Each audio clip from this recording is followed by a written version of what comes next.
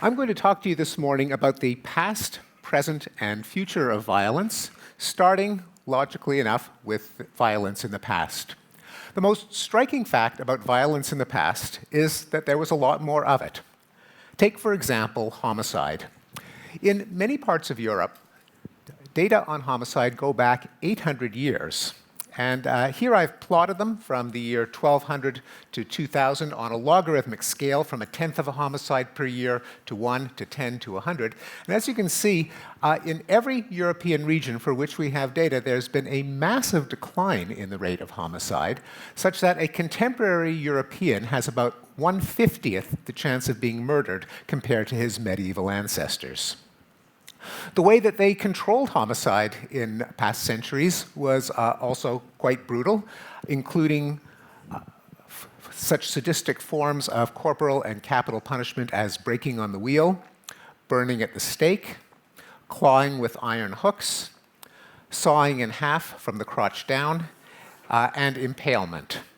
But in a remarkable historical development centered in the European Enlightenment in the second half of the 18th century, country after country abolished the use of torture as a routine form of criminal punishment, including the United States in our famous prohibition of cruel and unusual punishment in the Eighth Amendment to the Constitution. Also abolished during this era was the profligate use of the death penalty for non-lethal crimes. In 18th century England, there were 222 capital offenses on the law books, including poaching, counterfeiting, robbing a rabbit warren, being in the company of gypsies, and strong evidence of malice in a child 7 to 14 years of age. By 1861, the number of capital crimes had been reduced to 4. Now, capital punishment itself is on death row. This graph shows that in the 20th century, the number of European countries with capital punishment fell off a cliff. But well before that time, as the blue timeline shows, European countries had lost their taste for putting people to death before the lawmakers got around to striking it from the law books. Also abolished during the Enlightenment were witch hunts, religious persecution such as burning heretics, dueling among men of honor, blood sports like bear baiting, debtors' prisons, and most famously of all, slavery. Slavery used to be legal everywhere on earth. No one seemed to find anything wrong with it. But then, starting in the 18th century, there was a trickle of abolitions that grew into a wave that culminated in 1980 when Mauritania became the last country to outlaw slavery, meaning that we have been living through an unprecedented 35 years in which slavery has been legal nowhere on earth. Perhaps most surprisingly, there has been not one, but 2 historic declines of war.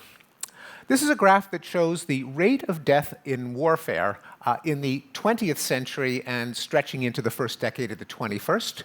Now, there's no mistaking the 2 horrific spikes of bloodletting centered around the 2 world wars. But contrary to predictions that many of us grew up with, that there would inevitably be an even greater World War, World War III, pitting the nuclear-armed United States and Soviet Union against each other, World War III never happened, and instead of the escalating series that had been predicted, we've got a wrinkled carpet hugging the floor. Historians sometimes call this the long peace, the fact that since 1945 there's been a historically unprecedented decline in interstate war, that is, wars between one country and another country. In fact, the most interesting statistic from this period is 0. There were 0 wars between the United States and Soviet Union, contrary to all expert predictions.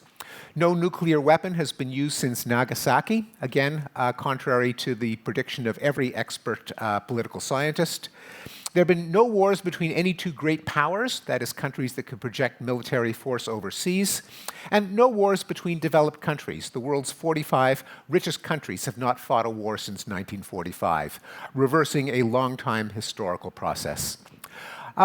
The second decline of war, admittedly more fragile, is one that I call the new peace, and it refers to the fact that since 1990 globally, there have been fewer wars of all kinds, including civil wars and wars between poorer countries, and a lower overall rate of death from war. Let me show you that in a stacked layer graph. This plots the rate of death from different categories of war from 1946 to 2008. Here we have the, there we go, rate of death from colonial wars, which petered out to zero as European empires gave up their overseas colonies. Rate of death from interstate wars, country against country, with spikes for Korea, Vietnam, and Iran, Iraq. Civil wars and internationalized civil wars, that is, a civil war with outside intervention. So the world has been on something of a roller coaster, but the overall trend is unmistakably downward, culminating in the early years of the 21st century with this thin laminate of layers corresponding to war deaths. We've also enjoyed declines in violence against women and children. This graph shows that since 1973, there's been an 80% decline in the rate of rape in the United States, and a similarly dramatic decline in the rate of domestic violence with female victims. Schools are much less likely today to punish children with paddling or strapping. Corporal punishment has been abolished in state after state. And every public opinion poll has shown a decline in the approval of spanking and other forms of corporal punishment of children by their parents. Finally, there's been a massive decline in the number of motion pictures in which animals have been harmed.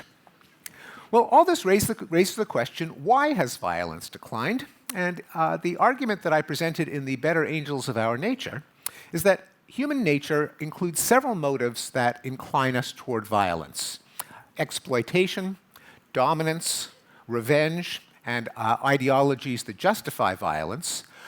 On the other hand, human nature also includes several motives that inhibit us from violence, what Abraham Lincoln called the better angels of our nature: empathy, self-control, norms and taboos, and reason. And over the course of history, our institutions and norms have increasingly brought out our better angels. What do I mean by those institutions? Well, for example, democratic government. Government can prevent people from preying on each other, and a democratic government tries to prevent the government from preying on people. An infrastructure of commerce, which makes it cheaper to buy things than to steal them, and it makes other people more valuable to you alive than dead. Media, such as journalism, movies, and fiction, that allow us to project ourselves into the lives of people unlike ourselves and thereby expand our circle of empathy. And then institutions of expertise and education that allow us to treat violence as a problem to be solved rather than as a contest to be won. Let me switch now to violence in the present. Now, a lot has happened in the 5 years since I sent The Better Angels of Our Nature off to press. We have seen the rise of ISIS in the Middle East, of wars in Ukraine, riots in Ferguson, a spate of school shootings, and of course, Cecil the Lion in southern Africa. And that raises the question, has the decline of violence reversed since Better Angels was written? Did I just happen to catch the world at a lucky moment where a number of curves just hit bottom, but it would be inevitable that the dam would burst and violence would rise again?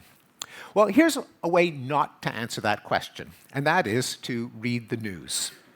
Because the news is a systematically misleading way to understand the world. How do we intuitively assess risk? This is a question that cognitive psychologists such as Amos Tversky and Daniel Kahneman have famously studied. And they suggest that we use a rule of thumb that they call the availability heuristic. Namely, the easier it is to imagine or remember an example of something, the more likely we estimate that thing to be. That is why, for example, we fear dying in plane crashes, shark attacks, and nuclear accidents, events that are highly vivid and imaginable, more than death from car crashes, falling down the stairs, or using a portable generator indoors, which are not particularly salient or imaginable, but which are much, much more likely to kill us. Well, what happens when the availability heuristic baked into the human brain is fed by the news? Well, what is news? News is stuff that happens. It's not stuff that doesn't happen. You never see a reporter standing in front of a high school saying there has not been a shooting here today, or posted in some African city in which a civil war is not taking place. Moreover, we all know that many news agencies follow the programming guideline, if it bleeds, it leads. If you combine the availability heuristic in the human brain with the nature of news, you get the impression that the world is more dangerous than it ever has been, and at all periods of time, it feels like the world is more dangerous than it ever has been. The obvious cure for these cognitive and journalistic biases is data. Namely, how many bad things happen as a proportion of the number of opportunities, and has that proportion changed over time? Well, first, the bad news. Like The Godfather, I like to get my bad news right away. And here we have a graph of the number of ongoing wars conventionally defined as an armed conflict with at least 1,000 deaths a year. The purple line shows the period, the point at which I sent Better Angels off to press. And as you can see, this graph goes from 1945 to the present. There has been a reversal in the number of ongoing wars. Now, it has not come anywhere close to taking us back to the number of wars that occurred in the 60s, 70s, 80s, or even the early 90s, but it is a worrying trend in the wrong direction that's wiped out about 14 years of progress. Why have civil wars increased in the past 3 years, undoing the trend? Well, in a nutshell, the answer can be boiled down to two words, jihad and Putin. Of the 11 ongoing wars, 8 of them involve a radical Islamist force on one side, and another 2 of them are wars taking place in Ukraine.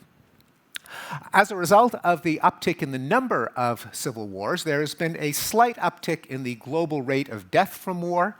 Again, this is in a discouraging direction, but it doesn't come anywhere close to the rates of death in war in the 80s, 70s, or 1950s. Well, now for the good news, and the good news is that that's the only bad news, that every other category of violence has persisted or continued to decline. Whoops. In this graph, I have superimposed on the graph for all wars the number of interstate wars, country against country, which historically have been the most destructive kind of war. And as you can see, the number of wars continues to be 0. The last war, interstate war the world saw was Iraq in 2003. Homicide continues its many-century decline, both in the United States, where we've seen a rapid declines in the 21st century, and as best we can tell, in the world as a whole.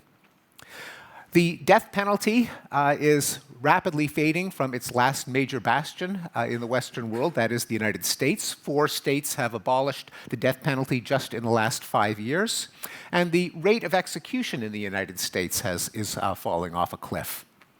This is part of a global trend. The number of countries that have abolished capital punishment continues to increase. Violence against women continues to decline, both intimate partner violence, that is domestic violence, and rape and sexual assault. Likewise, violence against children continues to fall. Here we see the rate of sexual abuse against children, physical abuse against children, and violent victimization in school. And what about Cecil the lion? Well, it turns out that Cecil, notwithstanding the popularity of hunting, is in free fall, and that is true even in the last 5 years. So to sum up recent trends in violence, radical Islamists and Putin have erased 14 of the last 24 years of progress in the decline of civil war, but all other declines have persisted or continued further in the same direction. Interstate war, homicide, capital punishment, violence against women, violence against children, and violence against animals. Well, what about the future of violence? It has been said that social scientists should never try to predict the future. We have enough trouble predicting the past. Nonetheless, the value of any theory that claims to be at all scientific is how well it makes predictions to data it has not examined. And speaking of angels, it is said that fools rush in where angels fear to tread. That hasn't stopped me in the past, so I'm going to conclude with some speculations about the future. Now, some forms of violence, once abolished, tend to stay abolished. Human sacrifice being an example, I don't think we have to worry that there will be a recurrence of the practice of throwing virgins into a volcano to placate angry gods. Likewise, cannibalism, chattel slavery, debtors' prisons, and public torture executions, I think we're not going to see the return of. This holds out the hope that other entire categories of violence might disappear pretty much permanently. And you don't have to be Yoko Ono to imagine that interstate war, wars between two countries, could go the way of human sacrifice. That has certainly been the trend. There are only 190 or so actors that have to agree that war between them is a stupid thing, and we could see the end of interstate war. Violent punishment is certainly on the way out, and it could be abolished altogether. If current trends continue, capital punishment will have vanished from the face of the earth by the year 2026. Corporal punishment is already out in most countries and may be eliminated from remaining bastions such as schools. And the punishment of victimless acts such as homosexuality, drug possession, perhaps even prostitution could disappear. There are other categories of violence that certainly will not disappear, but their rate of occurrence could go down. Homicide and other violent crimes within effective states, that is outside of war zones and zones of anarchy, may continue to decline. There is a World Health Organization group that has proposed as one of the new Millennium Development Goals that the global rate of homicide be reduced 50% in the next 30 years. That is by no means an unrealistic or utopian proposal. Violence against women globally, such as domestic violence and rape, I think will continue to decline. Violence against children, such as child abuse and bullying, I predict will also continue to decline, though will not be obviously eliminated. On the other hand, there may be categories of violence which will not decrease anytime soon. It is much harder to reduce civil wars than interstate wars because there are so many more potential actors. All it takes is a group of disaffected young men to form the Popular Front for the Liberation of whatever. There are enough weapons washing around the world that they can arm themselves. And there's reason to think that the uptick that we have seen in the year 2014 is, as one expert put it, neither a blip nor a trend, and I suspect that the rate of civil wars will bounce up and down for another decade or so. Though, just since I can't help being at least a little bit optimistic, the global long-term predictors of civil war, such as the age structure of populations and the aggregate wealth of the world, are in a positive direction and militate toward a longer-term reduction in civil war.